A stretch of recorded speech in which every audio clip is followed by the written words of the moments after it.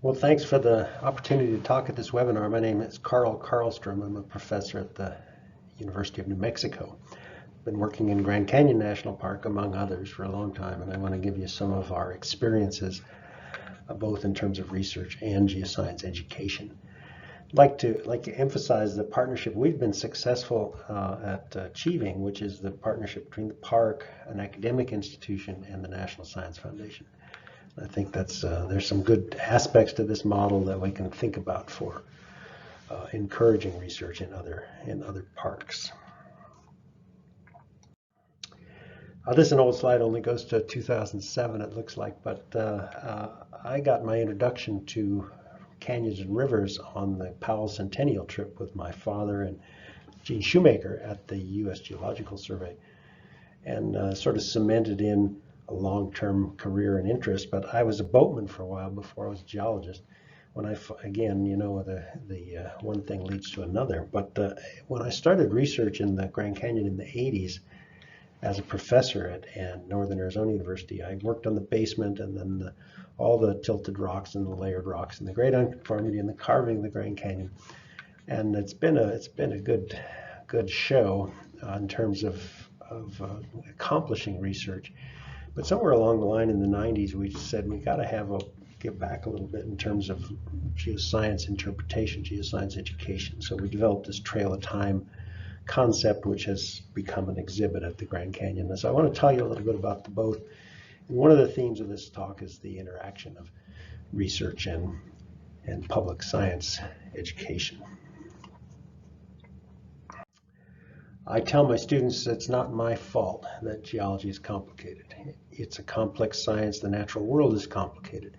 Because of that complexity, I think we have to keep promoting better geoscience, interpretation, resource management at the parks. Parks are a premier venue for promoting and geology, and I think these concepts of deep time and earth processes are so critical in a time like now, sort of a dark ages in science literacy, the American public. So the combination again of research and education. Now, as a historical example, if you will, in the earliest map of Grand Canyon Hives, 1858, they didn't know where the Grand Canyon went or where it came from to carve the Grand Canyon.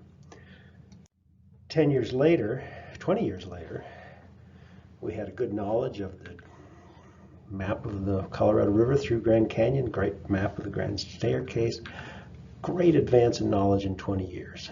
And when I look back at the history of science in Grand Canyon, I see fits and starts, times when we are learning a lot, then times of stasis. I think we need to promote those steps forward in research, and question is how to do that. Grand Canyon has so well exposed that the things we learn there sometimes have global reverberation in terms of the science itself. So if we can find those things about the parks that are sort of have reverberations beyond the particular park, I think that's an important endeavor. Powell also noticed the Great Unconformity, which separates these rock layers. In fact, two major unconformities come together to form the Great Unconformity. This is still a major research project, and so geology is not a one and done thing.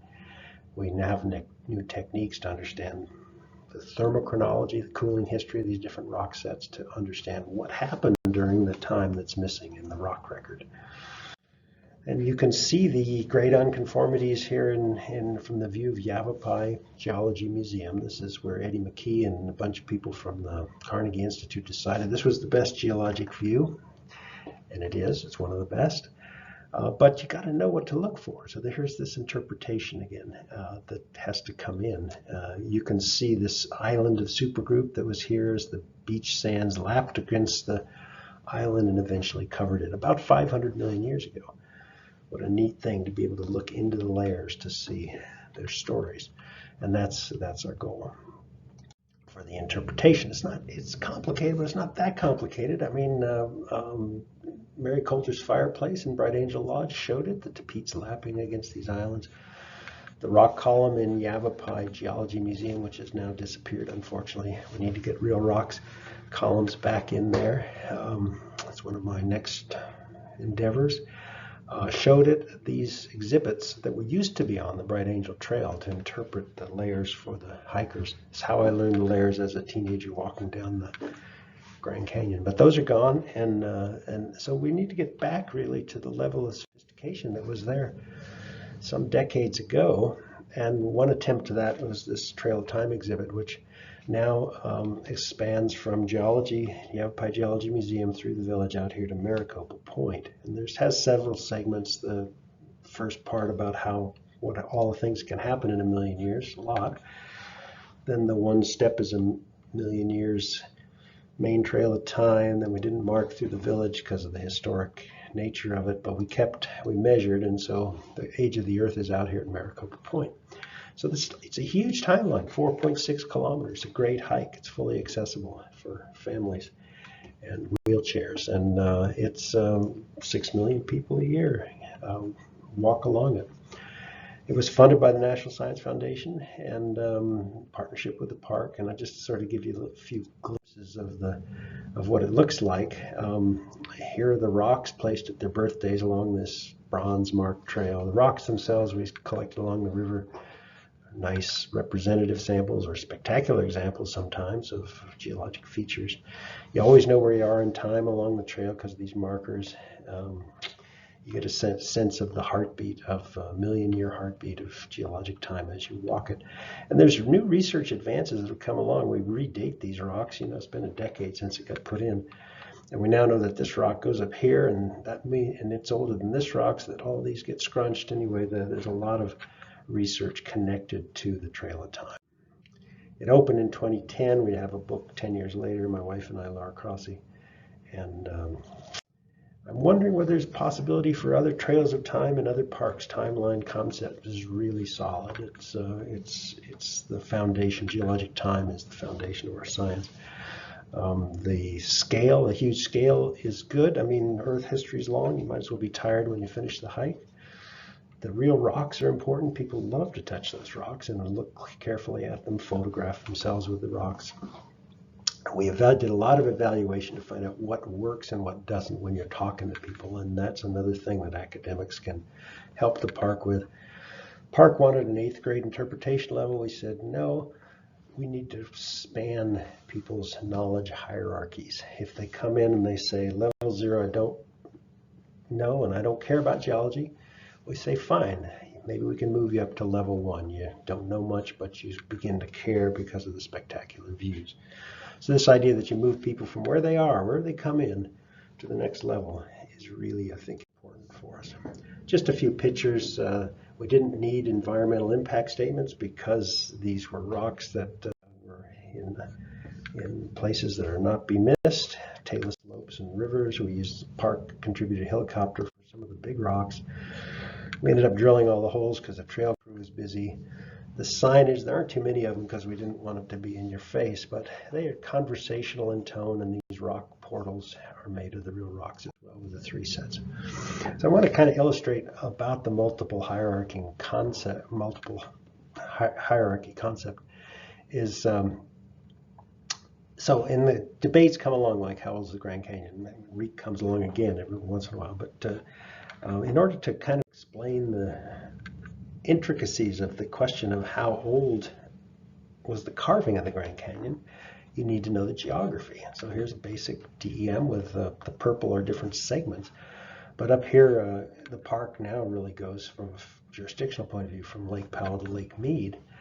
But the river comes south in Marble Canyon, takes a hard right across the uplift. What a crazy river to carve across an uplift rather than flow around it. Then it goes through another gorge like Marble Canyon called Muev Gorge, takes a left and goes south of the Hurricane Fault. There are some really neat old canyons and old river deposits here on the Yavapai Plateau, but the modern river heads off this way and gets to the Basin and Range across the Grand Wash Cliffs. So you got to know that geography to begin to understand what we think is the solution to the age of the Grand Canyon. This 2014 paper, Paleo Canyon Solution, says that these different segments had different histories.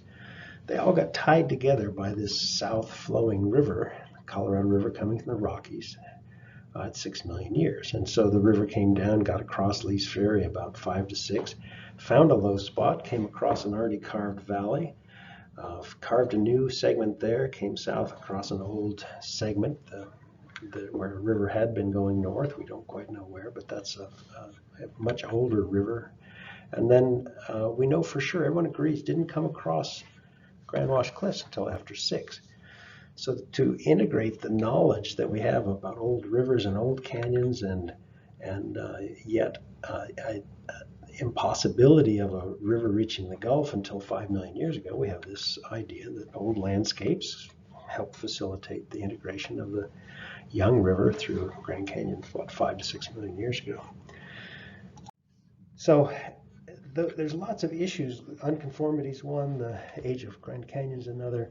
There's lots of origin of explosion of life in the Cambrian. These are hot research topics going on right now at Grand Canyon that we want to try and highlight globally, highlight in the Park Service, highlight in the National Science Foundation.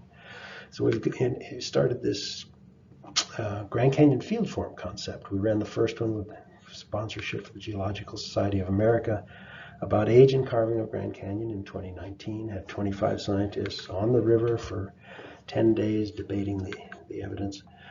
We had one on the Grand Canyon Supergroup. I just finished one on the basement, Grand Canyon basement rocks, Fish New Basement. That's the research I started. It's really fun to get back to that. You never lay down a research project, you just add new ones to it and build like stratigraphy on top. We have one this April on the Great Unconformity. And then my wife's specialty, the water and hydrochemistry, in September of 22. So a question for this webinar and for other parks is, what researchers, what parks are ready to try these sorts of high-level meetings, science meetings that pose the questions for the next decades. So there's some recommendations for the NPS. These jurisdictional hurdles are formidable. This is Glen Canyon National Recreation Area. This is the Lake Mead National Recreation Area. Here's Parashon National Monument. Grand Canyon is from here to here. Yavapai Indian Reservation, Havasupai Indian Reservation, Navajo Indian Reservation. In order to get permitting to do the research and to collect samples, we have to get communication between these different jurisdictional units. It's not very good at the moment. So it's up to the researcher at the moment. It's very hard to make these contacts, bring people together. We wish sometimes the parks had more geoscientists and would seek partnerships with academia rather than the other way around where we're seeking the partnership with them. But these things can happen. The science, the interp divisions in the park sometimes don't talk that well together, and I think they're totally should be merged together.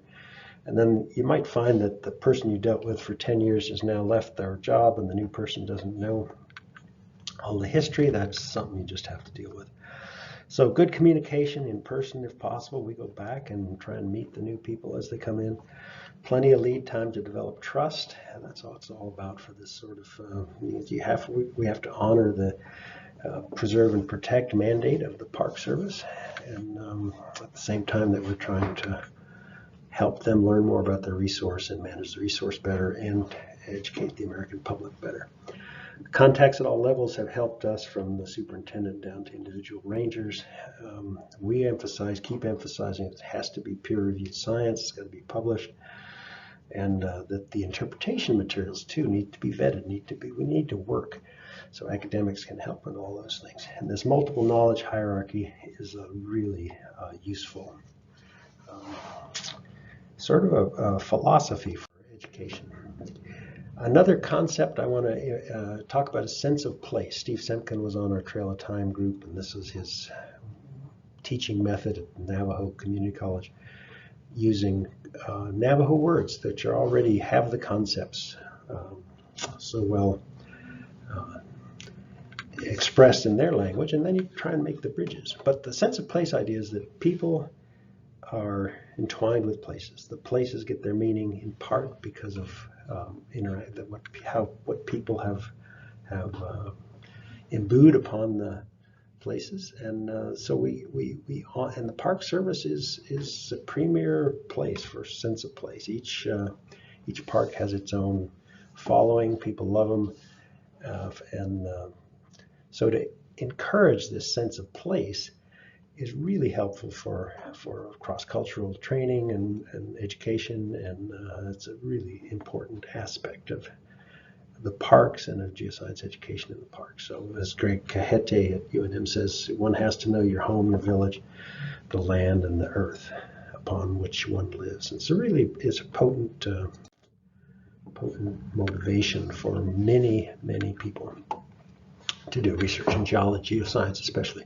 So let's imagine links between parks, the links between academic institutions and parks, and for instance, geographic link, the Colorado River and its history. That's where we're working up here at all these different places. The Grand Canyon's a focus, but further north areas are equally important. EarthScope, when EarthScope went through to image the structure and evolution of the North American continent, the parks were involved somewhat, but could have been more. There can be process connections between Alaskan parks and Hawaiian parks about volcanoes and audiences that are similar, indigenous groups, resources, caves I'm thinking of here. But there's lots of ways to think about connections between parks. So I'll end there, but I think my basic message is that geoscience research in the parks is very valuable for the parks and for the sciences, and that it has to go along with geoscience education. We take our classes every year to Grand Canyon if we can. This is petrified forest on the way back, but it's a spectacular place to learn about the earth and help improve science literacy in our country and globally. So thanks for your attention.